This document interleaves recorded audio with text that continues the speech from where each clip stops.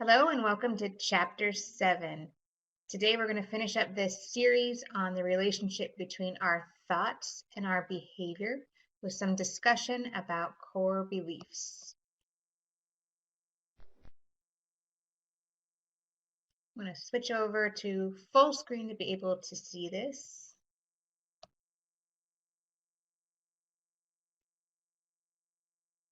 So core beliefs are something we all have, but may not be fully aware of them.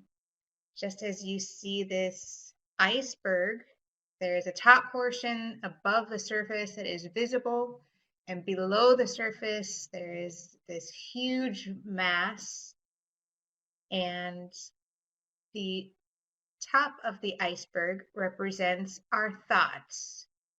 We now know that we are thinking constantly, and if we make an effort, we can tune into our thinking and become more aware of the thoughts that are crossing through our mind.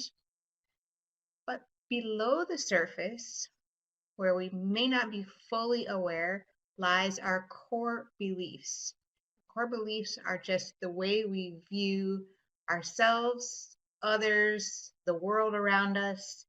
These are beliefs that were developed starting very, very early in our development and get reinforced through our experiences. And our core beliefs shape our perception of not only our experiences, but everything around us. The core beliefs are fundamental beliefs about ourselves, other people, larger worlds. They started very, very young in our early childhood experiences, and they keep getting reinforced over and over as we have experiences that validate these beliefs. They strongly influence the way we perceive our experiences, but because they were formed early on in childhood, these beliefs might be irrational and reflect childhood thinking. Just because we have these beliefs doesn't mean that they are accurate. And it is important to understand our beliefs and check our beliefs to make sure that the way we are perceiving events actually fits with reality. So let's take a look at some early core beliefs that can be developed. Dr. Adams refers to these as adolescent beliefs. The idea that the world is dangerous, people will hurt you, I must defend myself at all times, trusting someone makes you weak and vulnerable. If someone hurts you, hurt them more. Showing strength is by showing anger and never show weaknesses. For someone to have this set of core beliefs, there is usually a reason. And that reason may be that they grew up in an environment that was dangerous. Perhaps they were exposed to people that hurt them. They learned not to trust because that only led to further hurt. And in order to survive, they had to be strong. They had to develop skills in anger and aggression because showing weakness and vulnerability could prevent them from actually surviving. So if somebody grew up in this type of an environment, it makes sense that these core beliefs developed, and as they got older, these beliefs may have been reinforced by getting hurt again or having other people that they couldn't trust. And the beliefs got further solidified until they just kind of came to be part of who this individual is and how they view the world and other people. But just because these beliefs have developed and been reinforced doesn't mean that they are fixed and have to stay this way. But let's see how having adolescent core beliefs can influence somebody in their just day-to-day behavior. Give you a situation where somebody goes out to eat with his family, the bill comes, looks at the bill, and notices that the waitress charged him for an extra sandwich. Let's say this person is somebody who grew up in the kind of circumstances we were talking about, holds these beliefs about other people, walked through the door that day with these beliefs, and is now confronted with this situation. Let's say the core beliefs are people will hurt you, and if someone hurts you, hurt them more. His thought in this situation might be, she's trying to rip me off so she can get a bigger tip, and I won't let her get away with this. The feelings that would follow might be anger and distrust, and the behavior is to tell the manager that her employees are ripping customers off, so get the waitress in trouble, and then go home and write a scathing Yelp review so the restaurant will lose business, hurt her even more. I can tell you as a former waitress who's screwed up many, many checks that it is not a strategy for getting a bigger tip. Let's take a different set of core beliefs. Let's say this is a more grown-up, or as Dr. Adams calls it, an analytic core belief. Let's say instead of the world being dangerous, the belief transitions into the world can be dangerous, but it can also be wonderful. Some people will hurt you, others will love and care for you. There may be times when I have to defend myself. There are other times when I need to defend others, but I am not always in danger. You see so far how these beliefs take into account the possibility that the world is dangerous, people can hurt you, there might be times you have to defend yourself or others, but challenge the idea that that is always the case. So even if it is sometimes true, it is not always true. But if someone hurts you, address the issue. It won't make me feel any better to hurt them. And show strength by being calm and rational. This is sort of the grown-up version of the same adolescent beliefs that we saw earlier, which takes into account various changing situations. These beliefs are balanced and they are adaptable. Let's apply them to that same situation. Back at the restaurant, waitress charges for an extra sandwich. This time the core belief is not all people will hurt you, and I'm not always in danger. This time the thought is the waitress messed up on the bill. She must be really busy. Maybe she's new. Feelings, still a little annoyed. Nobody likes to get charged for an extra sandwich. You see compassion. And the behavior is just to point out the mistake on the check and tell her it's no big deal. Same situation, different core belief. So as we're talking about beliefs, I wanted to spend some time discussing a really important belief, and that's beliefs around jealousy. Jealousy is an extremely important topic. You'll notice that I'm using a lot of examples that bring jealousy into play, and that's for a reason, because I would say the vast majority of our FAP cases involve jealousy on some level, and jealousy can be a huge factor in getting people to do things and step outside of the box when they normally would not. That's in any other situation, they'd be able to be composed, but when jealousy is involved, it has a tendency to kick things up to a whole new level. When I refer to jealousy, I'm talking about a couple of different things. So jealousy can be triggered by confirmed or perceived threats to the relationship. So by confirm, what I mean is sometimes there are jealousy issues in a relationship where there has been infidelity. So one or both partners at some point have been unfaithful, and there is a theme of infidelity in the relationship and a lot of issues and jealousy surrounding the threat of future infidelity, which has been substantiated by past behavior. On the other end are perceived threats, which could be jealousy over the idea that infidelity could potentially happen. There doesn't have to be any real substantiated infidelity or situation like that. It's more the idea and the constant fear that infidelity could take place, confirmed or perceived. The idea is that either way, whether it's happened or it potentially could happen, it is a potential threat to the relationship.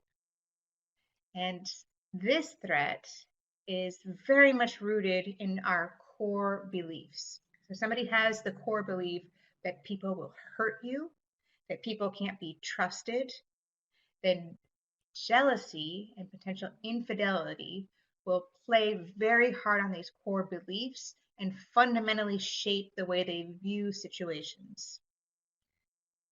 The other thing about jealousy, as we've discussed with relationships and attachments, we know our attachments to spouses are extremely important and carry the same sort of biological significance as our attachments even to our early caregivers.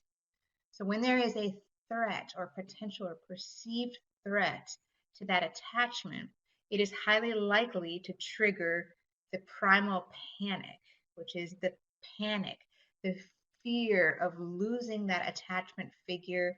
And when people go into that primal panic, their behavior can become irrational, it can become aggressive, they can withdraw, but they are acting on this response that is deeply rooted in our brains about the fear of losing somebody significant to them. So because of that, primal panic helps to explain the strong correlation between jealousy, infidelity issues, and domestic violence, which is not to say that jealousy causes domestic violence, but it's correlated. There's a strong relationship there. And that is because people's behavior during this primal panic strongly contributes to them getting outside of the box, whether that's emotionally being abusive or aggressive or crossing into physical aggression. The great news about this issue of jealousy and even our core beliefs is that they are not fixed issues. They can be changed. One way to change beliefs around jealousy is by doing exactly what we're doing, which is learning how to challenge some of these beliefs and the thoughts that are connected to them, replacing them with more reasonable, balanced ideas, beliefs, and allowing that behavior to kind of naturally flow from that. But a couple of other suggestions is in regards to actual infidelity. If that has been an issue in the relationship, if one or both partners have engaged in infidelity, there are trust issues stemming from that. If that is continuing to come up as an issue, one suggestion is to address it further professionally through marriage counseling. So checking in with maybe your case manager to see if marriage counseling might be appropriate. And my Amazon delivery is here. And if it is appropriate, to be able to discuss these issues with a neutral third party who can help you work through them, because those infidelity issues are unlikely to just resolve on their own. So if you notice that this is coming up as a theme in the relationship, it may be a good idea when the time is right to really address this and get some skills on how to rebuild trust in the relationship and move forward in the best possible way. On the other hand, if there has not been any confirmed infidelity, but you know that jealousy is an issue for you personally, as in you have a history of feeling very jealous in relationships, in being very suspicious of your partner, and engaging in a lot of behavior to maybe try to use some power and control to reduce the likelihood of them being unfaithful in the relationship. If you know that's an issue, it may be a good idea to address that further in counseling, so that you can gain some additional skills and insight to help address it, because we know that jealousy is major strain on relationships, but it's also difficult for the person who's experiencing those feelings because it's a constant state of uncertainty, feeling insecure, and having to go through a lot of effort and spending tremendous energy to try to reduce chances of somebody being unfaithful. That's exhausting. And if you are ready to address this, perhaps it's been a theme throughout relationships, um, working individually with a counselor is also a great idea. Let's go back to the idea of jealousy and apply core beliefs to an old situation you may recall from chapter 6 with Paul, whose wife is about to go out to happy hour with some coworkers, and he does not like the shirt that she's wearing. Let's see how Paul's core beliefs help to influence how he's going to respond to this situation.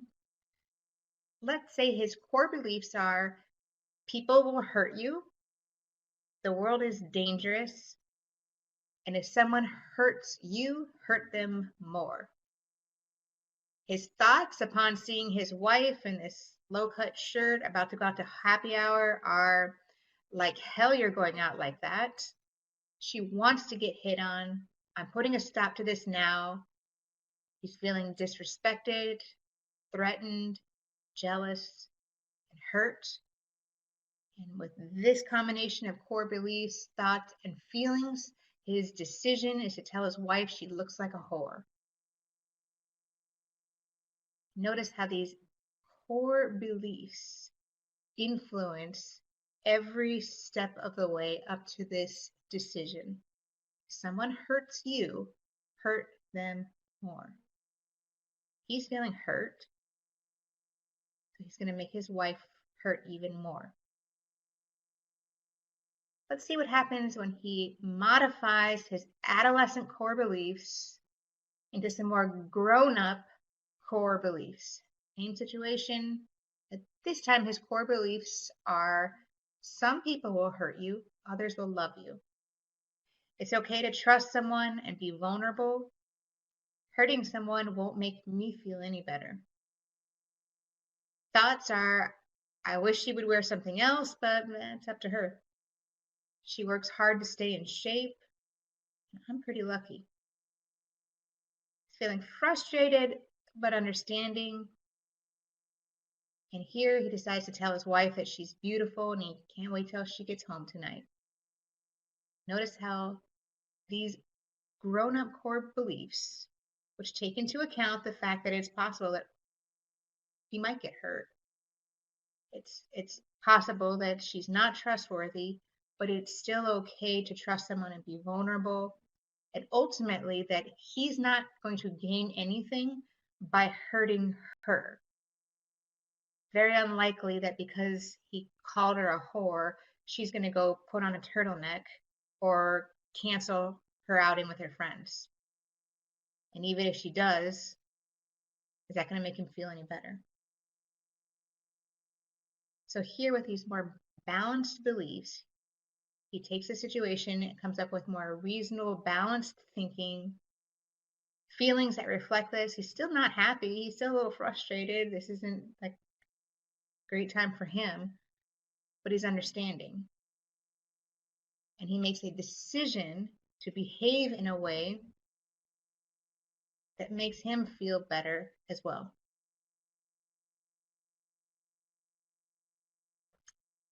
All right, let's talk about homework for chapter 7. So this will be questions 4 through 6 on your homework. So number 4 is to consider your own core beliefs and identify some beliefs that may be adolescent or contribute to irrational behavior. Find some more description on this on pages 64 to 65. If you can't think of anything right now, think back a little bit further in your history to a time where you may have had some beliefs about yourself, about others, about women, about men, about the world that may have been more on the adolescent side. Number 5 is using now reasonable thinking, modify those beliefs that you just came up with, and make them fit your life today. So more balanced, more reasonable. How would your behavior change with these beliefs? And number 6, not jealousy.